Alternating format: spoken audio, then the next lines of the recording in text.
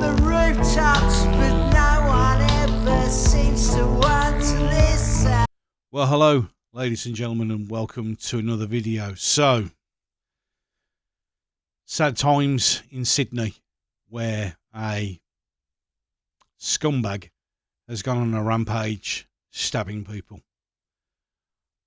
I'm going to just share my thoughts on this in a moment, but the first thing I'm going to do is actually play you a brief intro, a briefing by the police of what happened today.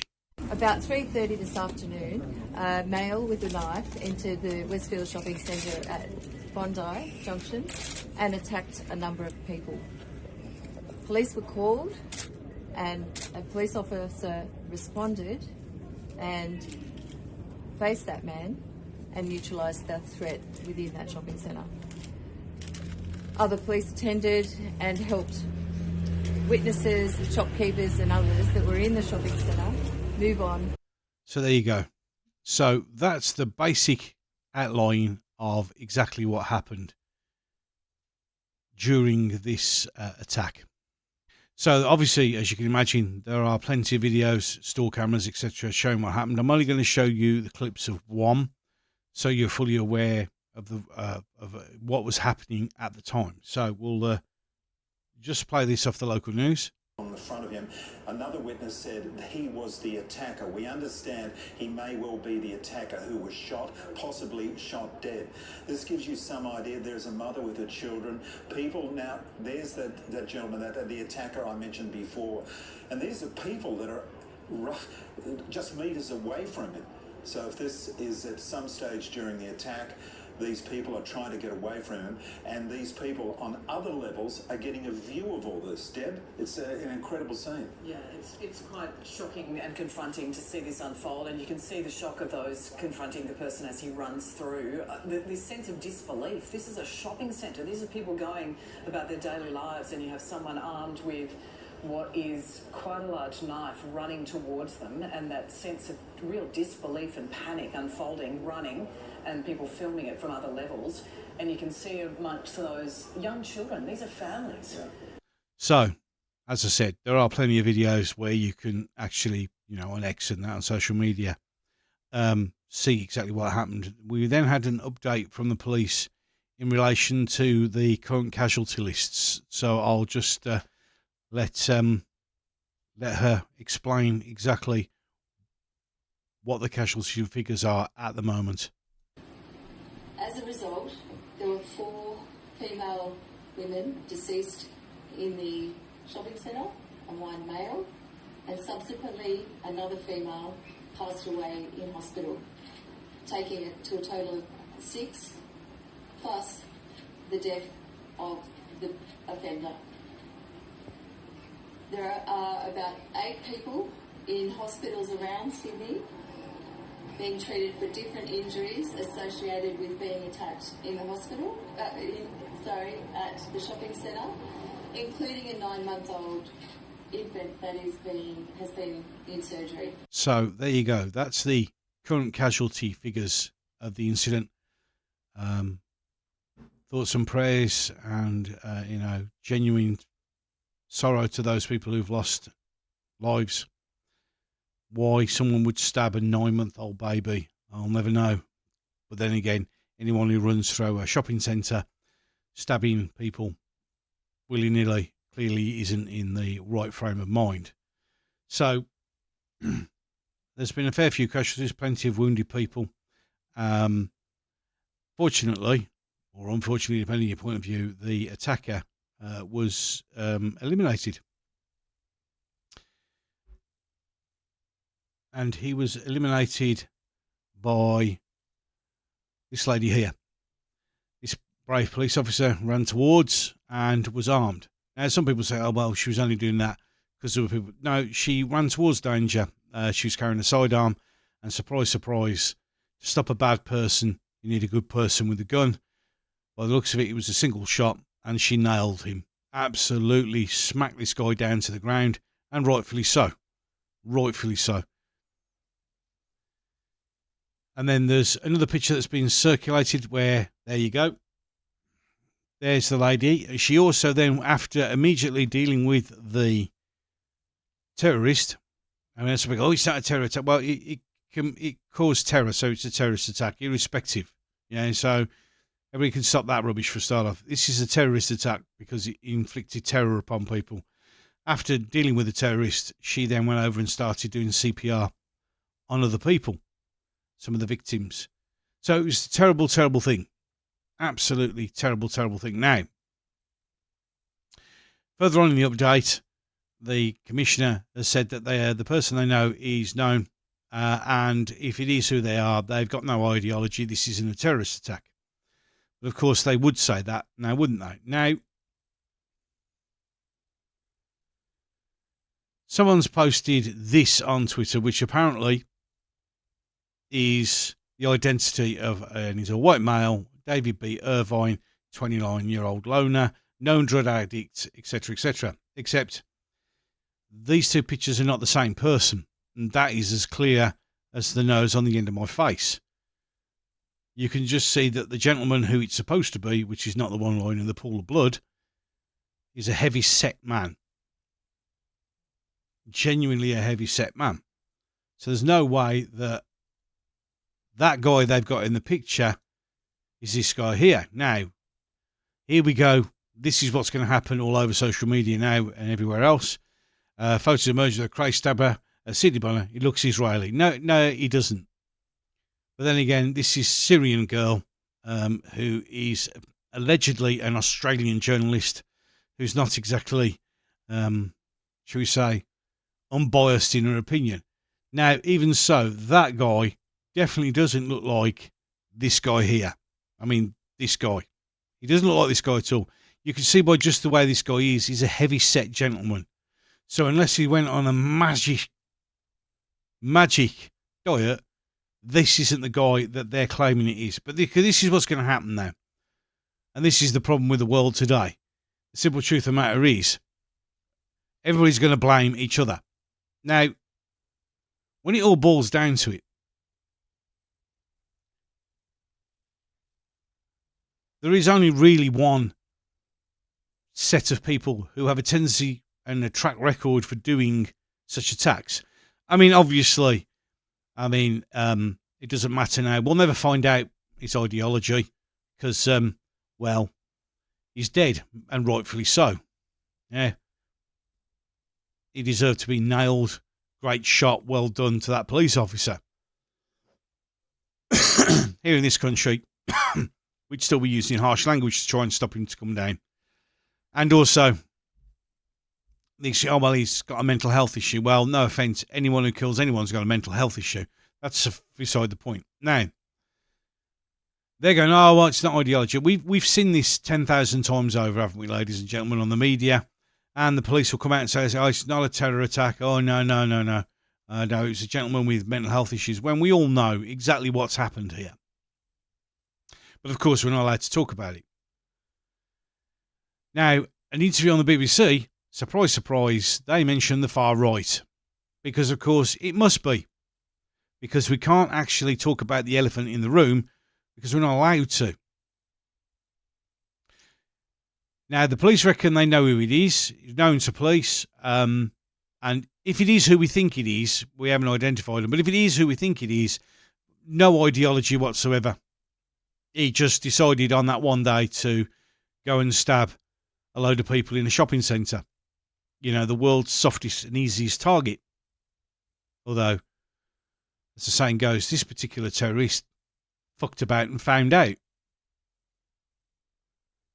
Now, both sides are going to say it's Israeli, or it's not.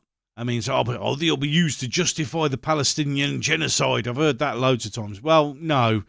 The so-called Palestinian genocide was created by Hamas by kicking a hornet's nest and now screaming that the hornets are stinging them. It is the way it is. And also don't forget that, you know, there have been plenty of police plans, but it's always Hamas that kicks them out. So, now if you go out on your Free Plasticine movement, this is the kind of people that you're supporting. It's as simple as that. Whether you, I mean, I know you're not going to agree with me, but it's the truth.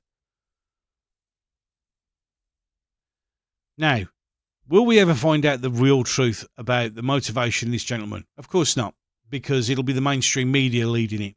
And when it comes to social media, i.e. Twitter and that, you're going to get both sides of the argument arguing it was one or the other. The simple truth of the matter is we're never going to know the truth.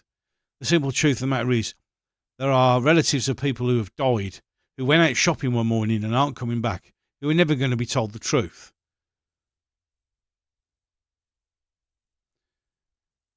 Over and over and over again. Now everybody goes, oh, well, like the BBC, it's the far right. You can't give me one example of a far right terrorist attack at all. There is only one religion that systematically does this all over the world. I just think there's somewhere I've just noticed that in Germany they've made 3 arrests because they were going to do a terror attack. Yep, but of course it's always the far right, isn't it? It's anyone else. The police will say, well, he had no ideology because they don't want to admit. They refuse. Anything that goes down, they refuse. I mean, they won't talk about the elephant in the room because they're scared of the elephant in the room. As I've said, problems need to be solved, solutions need to be found, but the problem is you've got to have a difficult conversation, and the only way when you get to the end of this difficult conversation is there's going to be a solution that's going to be painful and it's going to upset a lot of people, so they just don't do it. They just stick their head in the sand. The simple truth of the matter is, even if at the moment we don't know, if you go based on histrionics, go back through history, go back on known attacks, the people who do this attack 99.9% of the time are members of the alleged religion of peace. That guy did not look like a white guy. He also nowhere near looked like the guy who was my weight at least, if not bigger than me. Yeah, you'd know if it was me, and he was too skinny.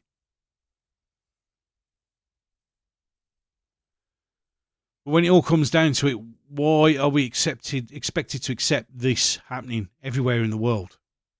Because it's becoming more and more and more commonplace, and we make more and more and more excuses. We refuse to address that elephant in the room. We refuse to admit that there's an issue, and we all know what the issue is. We all know where the problem is, but we just don't want to tackle it because it's just too dangerous and too scary.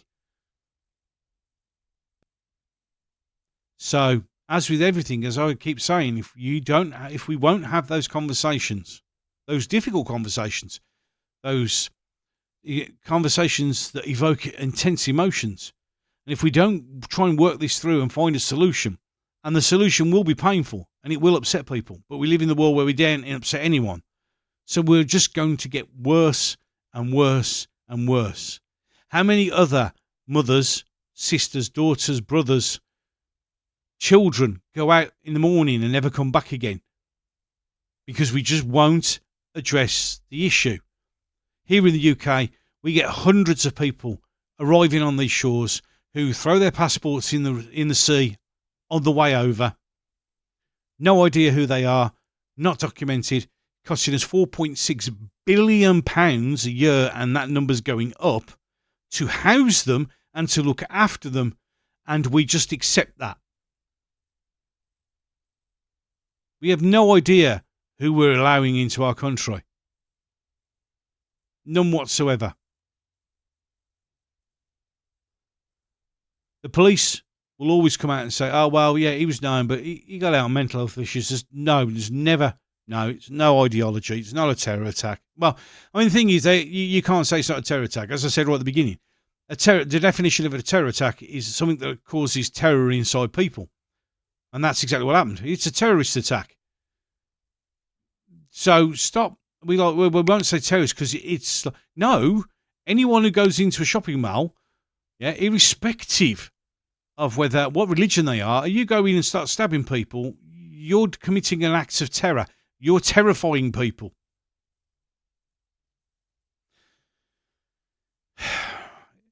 It's the 13th of April, and it's a sad day again. More people being killed needlessly, and none of the establishment caring enough about that to deal with the issue, and will wheel anyone out to lie for them. here in this country, I can't believe, well, I can believe because the BBC is just a joke nowadays, to immediately say far right. How do you know it's far right? And if it's far right, they were all white people he was stabbing, so explain that. It's the usual. We'll ignore the elephants in the room and blame somebody else. And the more we ignore it, hopefully it'll go away, but it's not. The more we ignore it, the bigger the elephants get him. Until eventually the elephant's going to start stamping on people. And then, and only then, may they actually start paying attention to the elephant. But as long as we keep coming out and rolling out the same excuses, oh, well, we knew him, but there's no ideology. Don't worry about ideology. For God's sake, don't mention ideology. Then we're never going to solve any issues, are we? Everybody goes, is England lost? As the UK fallen, as Europe fallen? It's only falling because those in charge refuse to do anything. When every other common man, common woman can actually see quite easily. I mean, it's not rocket science, is it, ladies and gentlemen? We know what the problem is. In fact, we know what all the problems are. But those people above us refuse to acknowledge it. There are easy solutions. Well, I wouldn't say they're easy solutions. There is a way of stopping it. But of course, that requires offending people and upsetting people. And we can't do that nowadays because, fuck it, let's all die. And while all this is going on, step by step, we walk towards World War III. Iran is going to launch an attack on Israel, and it's just going to get even messier. Another step down the road of Armageddon. I think the 5th seal has been broken.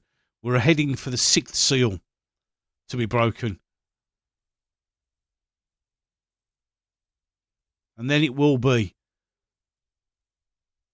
a pale horse, and upon it sat death, because that's exactly what's coming.